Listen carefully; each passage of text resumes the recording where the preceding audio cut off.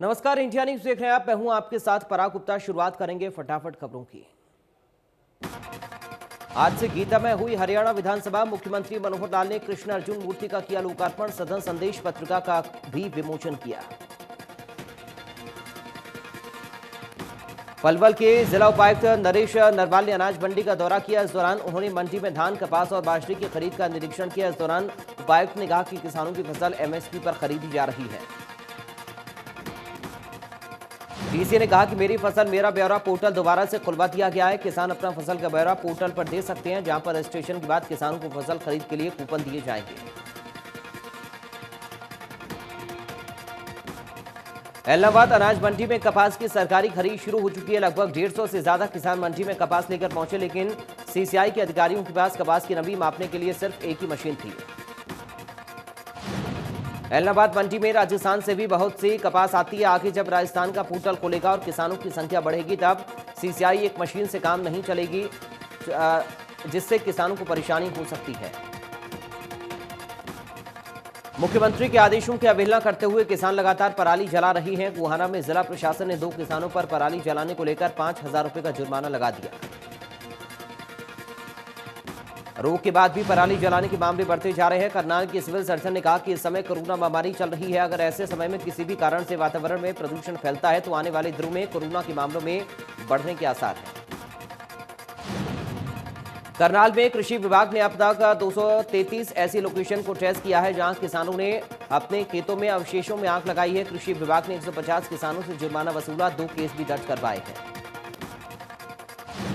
सिरसा में किसानों के धरने के 8वें दिन बिनेड़ खाप ने किसानों को दिया समर्थन। खाप नेता फकीर चंद समर्थकों के साथ पहुंचे धरना स्थल। कृषि कानूनों का किया विरोध। फतेहाबाद में पराली मामले को लेकर किसानों का हल्ला बोल। लघु सचिवालय पहुंचकर किसानों ने सरकार के खिलाफ की नारेबाजी। किसानों का यह कहना, सरकार पराली निपटान के लिए मशीनें उपलब्ध करवाए, नहीं तो किसान पराली जलाने पर मजबूर होगा।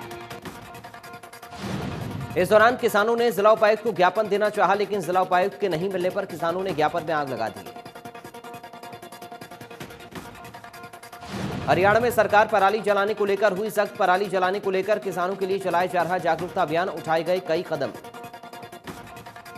सीएम मनोहर लाल ने कहा कि पराली जलाने के मामले में आई कमी, भारी गिरावट आई है, तो वहीं सैटेलाइट चित्रों से मिल रहा प्रमाण, हम हैं जीरो बर्निंग का लक्ष्य हासिल करने की ओर अग्रसर। सीएम ने इस पर यह भी कहा कि पराली अब किसानों के लिए अतिरिक्त आय का साधन बन सकती है। सरकार खरीद रही है 50 रुपये प्रति क्विंटल पराली। हरियाणा का किसान अब हो गया जागरूक। बीजेपी प्रदेश अध्यक्ष ओपी धनखड़ ने एमएसपी पर विपक्ष के आरोपों को आधारहीन बताया। उन्होंने कहा, विपक्ष की एमएसपी गारंटी की मांग अव्यवहारिक है। बीजेपी प्रदेश अध्यक्ष ने कहा कि कहीं भी बाजरा और सरसों की सरकारी खरीद नहीं होती, लेकिन किसानों की भलाई के लिए प्रदेश सरकार बाजरा और सरसों की खरीद कर रही है। ओम प्रकाश धनखड़ ने कहा कि किसानों को ज्यादा भाव देने के लिए खरीदी जाती है। गेहूं और धान की खरीद बीपीएल, पीटीएस और स्टॉक के लिए होती है। बीजेपी प्रदेश अध्यक्ष ने विरोधी दलों को निराशा में डूबा हुआ बताया। कृषि मंत्री जेपी दलाल का मानना है कि मंडियों में खरीद सुचारू रूप से चल रही है। उन्होंने कहा कि 60,000 मीट्रिक टन बाजरे की खरीद हुई है, जबकि 15 लाख मीट्रिक टन धान खरीदा जा चुका है। करीब 3 लाख क्विंटल कपास की भी खरीद हो चुकी है। जेपी दलाल ने बताया कि किसानों ने 913 करोड़ रुपए प्रीमियम लिए गए हैं, जबकि 2,944 करोड़ का मुआवजा किसानों को दिया गया है। बागवानी और फल सब्जी की फसल का भी बीमा होगा। जेपी दलाल ने बताया कि सब्जी और फलों की फसल का 2.5% प्रीमियम प्रति एकड़ लिया जाएगा। 40,000 के बीमे के लिए किसान को करीब 1,000 रुपए देने होंगे। फरीदाबाद के सेक्टर 74 में डंपिंग यार्ड बनाने को लेकर लोगों ने जमकर विरोध किया, जिसके चलते केंद्रीय राज्य मंत्री कृष्णपाल गुर्जर ने कहा कि लोगों के विरोध के चलते डंपिंग यार्ड नहीं बनेगा। इंद्री की अनाज मंडी एक साथ सैकड़ों संख्या में किसान धान लेकर पहुंचे, जिससे मंडी में जाम की स्थिति पैदा हो गई। बता दें कि एक दिन के लिए मंडी बंद की गई थी, जिसके बाद मंडी खुली तो किसान ट्रॉलियों में धान लेकर पहुंच गए। मंडी में जैसे ही किसान ट्रॉलियां लेकर पहुंचे तो मंडी में जाम लग गया। कई घंटे लाइन में लगने के बाद किसानों को मंडी में प्रवेश। टोहाना में कोरोना को लेकर स्वास्थ्य विभाग के आदेश की अवहेलना का मामला सामने आया। स्वास्थ्य विभाग के आदेश के बावजूद भी केमिस्ट एसोसिएशन के सदस्य कोरोना टेस्ट नहीं करवा रहे हैं। सिरसा की MD biological private limited company की ओर से भारतीय कृषि अनुसंधान परिषद एवं भारतीय कृषि अनुसंधान संस्थान के सहयोग से एक ऐसा प्रोजेक्ट तैयार किया गया है जो बिना किसी प्रदूषण के पराली से पूरी तरह निजात दिला सकता है। इस प्रोजेक्ट के इस्तेमाल से खेती की उर्वर शक्ति भी बढ़ेगी। गोहाना रोडवेज की हालत इन दिनों खराब हुई है। बता दें कि गोहाना में 2 बसों का इंश्योरेंस खत्म हो चुका है, लेकिन अभी तक अधिकारियों ने इंश्योरेंस करवाने की जहमत तक नहीं उठाई। साथ ही काफी लंबे वक्त से रोडवेज के बेड़े में कोई नई बस भी शामिल नहीं की गई है।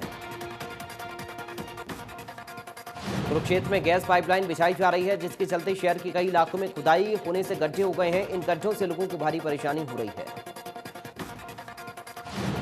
रेवाड़ी में 50,000 के सरकारी कबाड़ी की सुरक्षा में 3 पुलिसकर्मी तैनात किए गए हैं। कबाड़ी के चलते सुरक्षा कर्मियों को भारी परेशानी का सामना करना पड़ रहा है।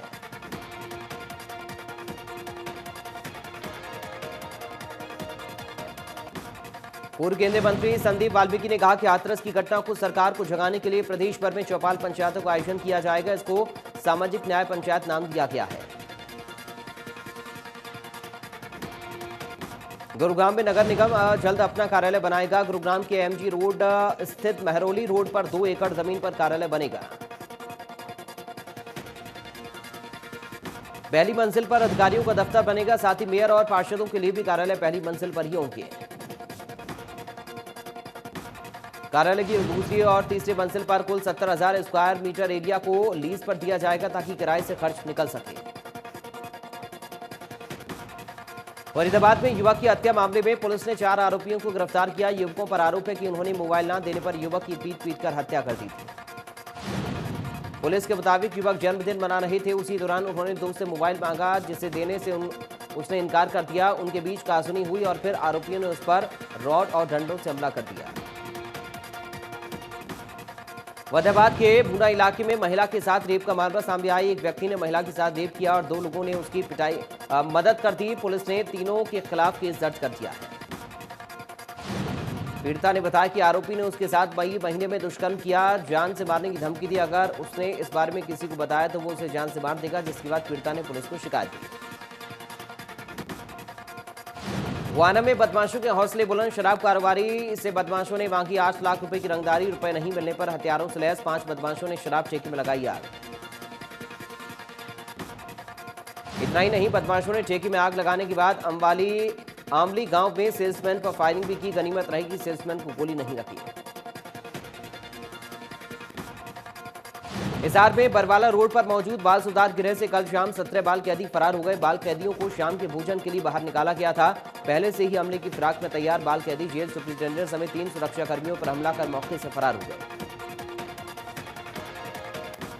कैदियों ने जेल बॉर्डर्स को से चाबी छीनी और मेन गेट का ताला खोलकर भाग निकले। मेन गेट पर तैनात सुरक्षा कर्मियों के सिर में गहरी चोट आई है, जिन्हें सिविल अस्पताल में भर्ती करवाया गया है। भागने वाले कैदियों में अधिकतर रोहतक और झज्जर जिले के हैं। ये हत्या और मारपीट जैसे केस में सजा काट रहे हैं। फिलहाल बाल कैदियों की तलाश के लिए हिसार जिला पुलिस की 15 टीमें गठित की गई हैं। कांग्रेस प्रदेश अध्यक्ष कुमारी सैलजा नारनौद के डाटा गांव पहुंची, जहां उन्होंने मृतक रमलू के शोकाकुल परिवार से मुलाकात की, परिवार को सांत्वना दी। इस दौरान कहा कि दुख की घड़ी में कांग्रेस पार्टी उनके साथ है। बता दें, हांसी में राम मेहर नाम के एक आरोपी ने रमलू की हत्या कर उसके शव को कार में जला दिया था, जिसके बाद परिवार में मातम का माहौल है। आरोपी राम मेहर के पिता टेकचंद ने कहा, बेटे को चाहे फांसी मिले या फिर उम्र कैद, उनका परिवार उसे बचाने के लिए कोई वकील नहीं करेगा। चरखी दादरी में 2 दिन पहले हुई फायरिंग को लेकर व्यापार मंडल चरखी दादरी ने शहर भर में प्रदर्शन किया। पुलिस अधीक्षक को इस बारे में ज्ञापन भी सौंपा। सेक्टर 20 में सोसाइटी के बाहर हंगामा कर रही युवती का आरोप, पति की दहेज की मांग पूरी न कर पाने पर उसे पति ने छोड़ दिया। पीड़िता ने आरोप लगाया, पति 50 लाख का फ्लैट और 30 लाख की गाड़ी वाले लाने की मांग कर रहा था। इलाहाबाद में रेलवे क्रॉसिंग पर बना अंडर ब्रिज इस वक्त अपनी बदहाली पर आंसू बहा रहा। अंडर ब्रिज में लगी लाइटें पूरी तरह खराब हो चुकी हैं। साथ ही ब्रिज के दोनों किनारों पर मिट्टी के ढेर लगे हुए हैं। लोगों का ये कहना है कि पीडब्ल्यूडी और नगर पालिका के बीच खींचतान के चलते अंडर ब्रिज की हालत खस्ता है, जिससे लोगों को दुर्घटना का खतरा सता रहा है। करनाल के सेक्टर 7 में दो पक्षों के बीच हुए झगड़ा हो गया, जिसमें दोनों पक्षों की तरफ से जमकर लाठी डंडे चले, धारदार हथियार भी चले। पुलिस के मुताबिक सेक्टर 7 में मौजूद एक कैफे में दो पक्षों के बीच झगड़ा हुआ, जिसके बाद दोनों पक्षों के लोग इलाज करवाने ट्रॉमा सेंटर पहुंचे, जहां एक पक्ष ने दूसरे पक्ष पर चाकू से हमला कर दिया। रोहतक शहर के गांधी कैंप में दिन दहाड़े दुकानदार की गोली मारकर हत्या कर दी गई। 3 बाइक पर सवार बदमाशों ने दिया हत्याकांड की वारदात को अंजाम। भागते हुए हत्यारों की तस्वीर सीसीटीवी में कैद। पंचकुला के बरवाला रोड पर सीएम फ्लाइंग स्क्वाड, सीआईटी और खाद्य आपूर्ति विभाग की टीम ने संयुक्त रूप से छापेमारी की, जहां सीएम फ्लाइंग की टीम ने 3 क्विंटल 24 किलो नकली पनीर बरामद किया। जानकारी के मुताबिक नकली पनीर नरावान से लाकर पंचकुला में बेचा जा रहा था, जिसकी सूचना मिलने पर सीएम फ्लाइंग की टीम ने छापेमारी की। सीएम फ्लाइंग की टीम ने बताया कि आरोपी लग्जरी कार की डिग्गी में पनीर लाकर सप्लाई करता था, जिससे किसी को उसके गोरख धंधे की भनक ना लगे।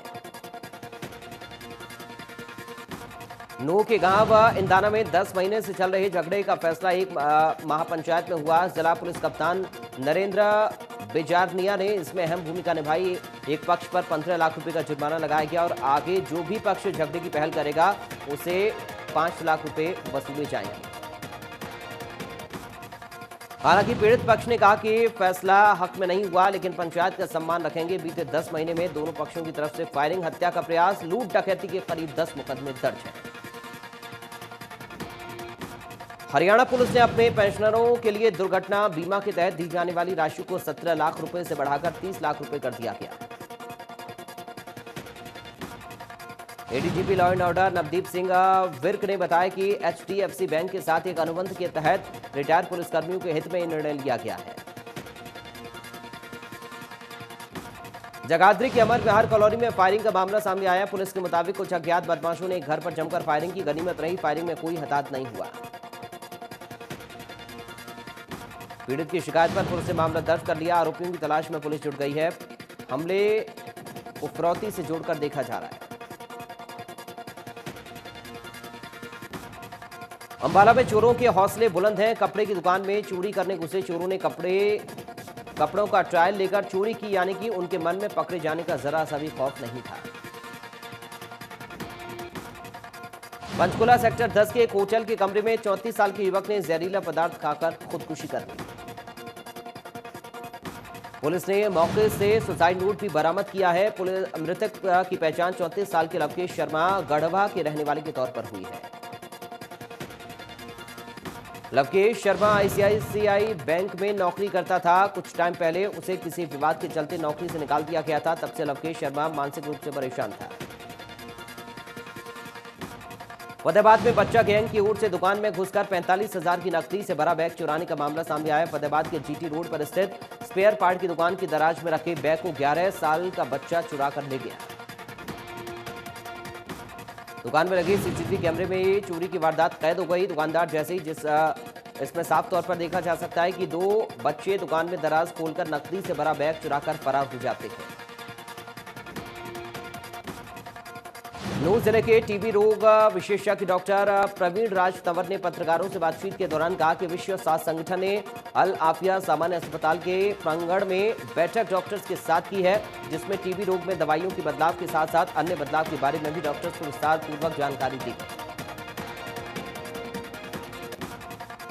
नूह जिले में युवाओं को मनरेगा और NRLM स्कीम के तहत विशेष प्रशिक्षण दिया जाएगा। इस बारे में जानकारी देते हुए जिला उपायुक्त धीरेन्द्र खड़गटा ने बताया कि प्रशिक्षण के साथ साथ युवाओं को बैंक से लोन भी उपलब्ध करवाया जाएगा। अंबाला में नवरात्रों से पहले बाजार में लौटी रौनक। कोरोना संकट के बीच लोग जमकर कर रहे खरीदारी। चुनाव आयोग ने राज्यसभा सीटों के चुनाव का किया ऐलान। उत्तर प्रदेश और उत्तराखंड की 11 राज्यसभा सीटों पर होगा चुनाव। हाथरस केस में सीबीआई ने केस दर्ज कर जांच शुरू कर दी। शुरुआती जांच के लिए सीबीआई की टीम हाथरस में रेप पीड़िता के घर पहुंची। कई अहम जानकारी मिलने की संभावना। हाथरस रेप पीड़िता की मौत के बाद परिजनों का फैसला, इंसाफ मिलने तक नहीं करेंगे अस्थियों का विसर्जन। दिल्ली में लगातार खराब हो रही हवा की गुणवत्ता। कई इलाकों में प्रदूषण का स्तर खतरनाक स्तर के पार। पंजाबी बाग वजीरगंज में AQI हुआ 300 के पार। 15 अक्टूबर से कर सकेंगे माता रानी के दर्शन। एक बार में 7,000 लोग कर पाएंगे दर्शन। कोरोना नियमावली का रखना होगा खास ध्यान। हरियाणा में कोरोना के कुल मरीजों की संख्या 1,43,221 हुई। प्रदेश में अब तक 1,31,000 से ज्यादा मरीज हुए ठीक। प्रदेश में पिछले 24 घंटे में 1,066 नए केस सामने आए, जबकि 13 लोगों की मौत हो गई। इस दौरान 1,225 लोग ठीक भी हुए। सिरसा में कोरोना से मौत का फिर बढ़ा आंकड़ा। 60 साल की महिला की कोरोना से मौत। जिले में कोरोना से मौत का आंकड़ा हुआ 73।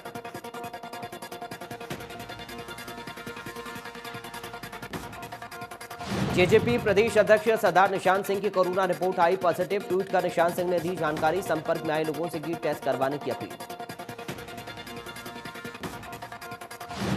गुरुग्राम में सबसे ज्यादा 274 नए कोरोना के केस दर्ज किए गए, जबकि यहां एक व्यक्ति की मौत हो गई। फरीदाबाद में 162 नए केस। नू में 24 घंटे में एक भी नया केस नहीं।